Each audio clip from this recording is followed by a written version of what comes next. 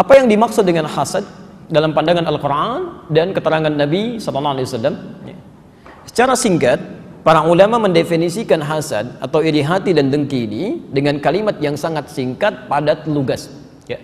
Al-iradatu fi izalatin ni'amil akhirin.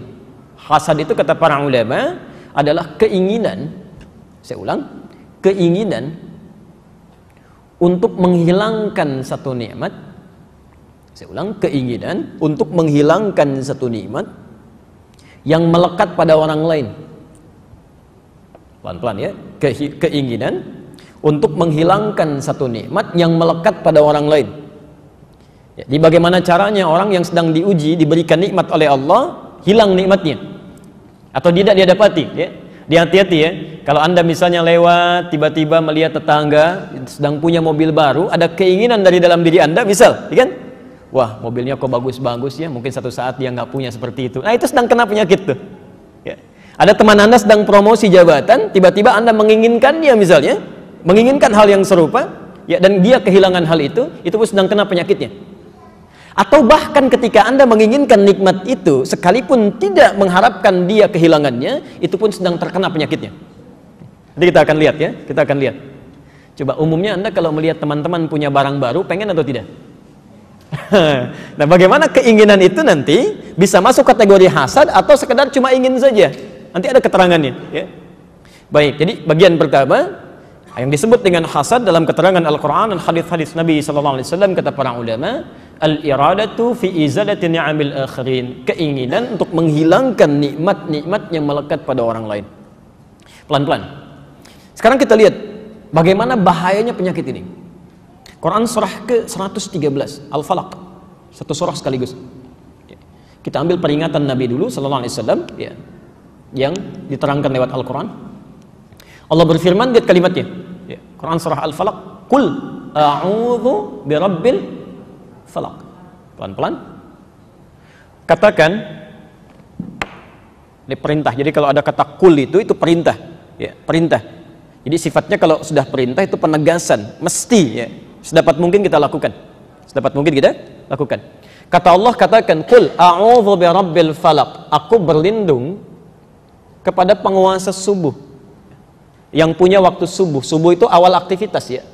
Saya tulis dulu, berlindung pada penguasa subuh, saat aktivitas mulai dilakukan.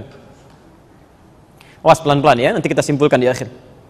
Min syarri ma khalaq, ya, dari segala jenis kejahatan makhluk.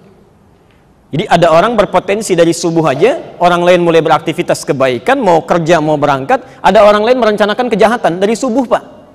Ini menarik nih ya. Hati-hati, ini peringatan Quran. Ada orang-orang yang berniat berbuat jahat, itu dari subuh sudah punya rencana. Jadi Anda jangan kira kalau subuh mulai tampak, fajar mulai bersinar misalnya, jangan Anda duga bahwa semua orang itu akan beraktivitas baik semua. Ya, belum tentu. Ya. Ada orang-orang yang terjangkit penyakit bersiap melakukan satu keburukan. Ini tidak ini. Oke. Kedua, min syarri ma khalaq, dari segala jenis kejahatan. Saya tulis dulu, segala jenis kejahatan.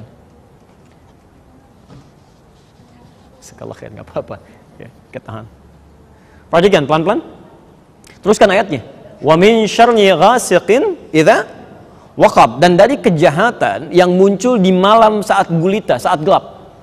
Ya, perhatikan. Jadi ada orang yang berbuat jahat dari waktu subuh, ada orang berbuat jahat di waktu malam. Ya.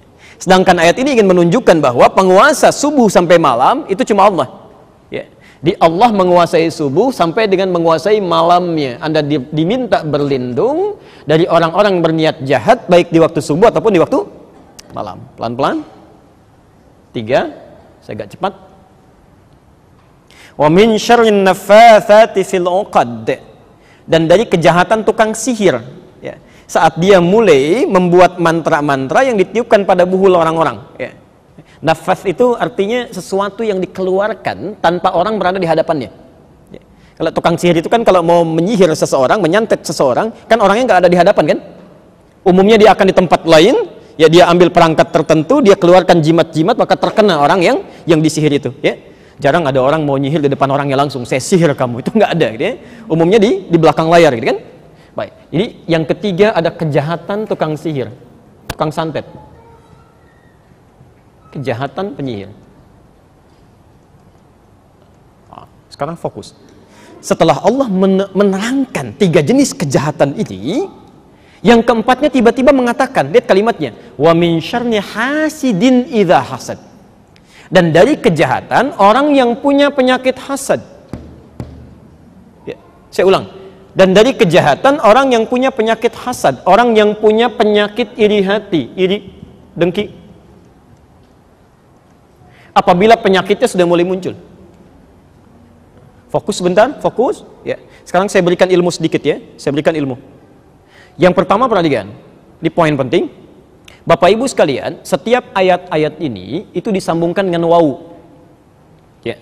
Coba lihat kalimatnya. Qul a'udzu birabbil falaq min syarri ma khalaq wa min syarri ghasiqin idza waqab wa min syarri naffathatin fil 'uqad wa min syarri hasidin idza hasad. Kalau Anda menemukan kalimat-kalimat dirangkai dengan huruf wawu, itu dalam bahasa Arab, wawu ini dinamakan dengan atful ma'iyyah.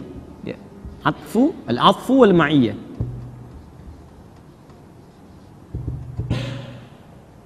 Apa itu ataf? Ya.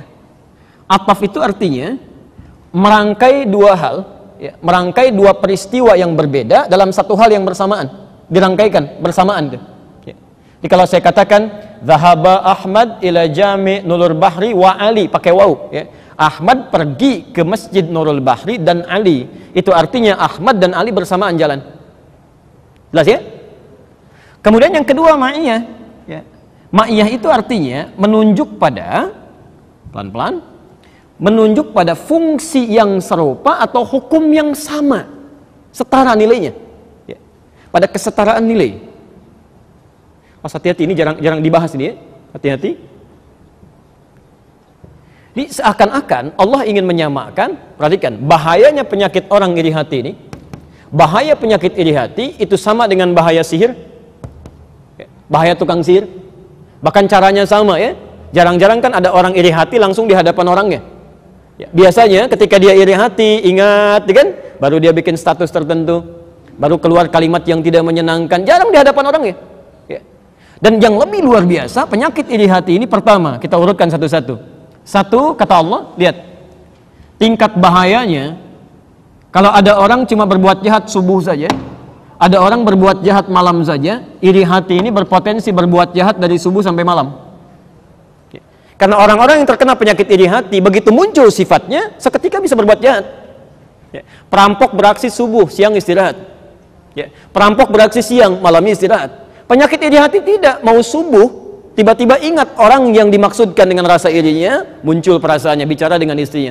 Tahu nggak mah, saya mau berangkat ke kantor sekarang, orang ini luar biasa menyebalkannya, muncul. Malam-malam mau tidur, tiba-tiba ingat lagi, mulai bikin status, dituliskan di media sosialnya. Ya. Jadi seakan-akan ingin mengatakan, orang-orang yang punya penyakit iri hati ini, Masya Allah, saking luar biasa bahayanya, hidupnya tidak akan pernah tentram dari mulai subuh sampai dengan malam. Nggak percaya silakan. Ya. Orang-orang terkena penyakit iri hati, begitu temannya dapat promosi jabatan, dari subuh sampai malam, kepikiran juga. Ya. Bahkan kadang-kadang dalam tidurnya masih mencela juga ya. Orang istirahat, wah ini keluar kalimat-kalimat. Ya. Baik. Yang kedua, maaf, sifat iri hati menggunakan huruf waw disandingkan dengan segala jenis kejahatan. Min syarri ma khalaq. Ini menunjukkan bahwa orang yang terkena penyakit iri hati itu sama jahatnya dan kejahatan-kejahatan lain. Jadi kalau ada orang mencuri, ya, itu sama dengan orang iri hati. Ada orang misalnya iri hati, ada orang lain merampok, itu sama nilainya, sama jahatnya, ya, sama jahatnya. Jadi bukan cuma dosa yang melahirkan kegelisahan dari mulai pagi sampai malam, tapi juga tingkat kesulitannya. Penyakit ini disebut oleh Al-Quran berpotensi melahirkan kejahatan-kejahatan yang benar dosa. Ya, jelas di sini? Nah, yang mau saya tekankan di sini, hasid itu kan yang pemiliknya, yang punya penyakitnya. Jadi Anda bayangkan saking bahayanya penyakit ini, jangankan kita yang terinfeksi, kita nggak kena penyakit pun diminta oleh Allah berlindung dari yang punya penyakitnya. Kan ayat ini berkata, "Qul a'udzu birabbil falaq." Katakan, saya berlindung kepada Allah, kan? Penguasa waktu subuh, ujung ayatnya, dan saya berlindung kepada Allah dari orang-orang yang punya penyakit iri saat penyakit itu muncul dari dirinya. Anda bayangkan saking bahayanya penyakit ini. Jangankan orang yang terkena, orang yang nggak kena penyakit ini saja diminta oleh Al-Quran berlindung kepada Allah dari orang yang kena penyakit ini. Saking bahayanya. Jelas sampai sini? Baik.